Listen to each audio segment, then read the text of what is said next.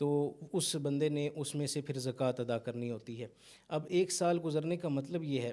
کہ مثال کے طور پر بندے کے پاس جو ہے وہ 7.5 تولے سونا نہیں ہے یا 52.5 تولے چاندی بھی نہیں ہے، صرف رقم اس کے پاس موجود ہے، تو رقم اتنی بنتی ہے کہ جس سے 52.5 تولے چاندی خریدی جا سکتی ہے۔ یعنی ایک مثال ہے، ایگزیکٹلی اب میں نے ریٹ نہیں چیک کیا کہ چاندی کا کیا ریٹ ہے، ایک مثال کے طور پر اگر 1.5 لاکھ روپے کی 52.5 تولے چاندی ہے، تو آج کی تاریخ میں یکم یا 2 رمضان کو ایک مثال ہے کہ اس بندے کے پاس اپنی ضروریات سے ہٹ کر 1.5 لاکھ روپے جمع ہو جاتا ہے۔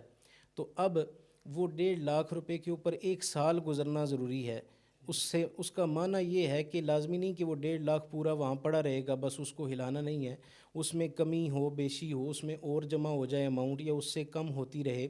جب 1 سال پورا گزرے گا، یعنی اگلے یکم رمضان کو ہم دیکھیں گے کہ آج ہمارا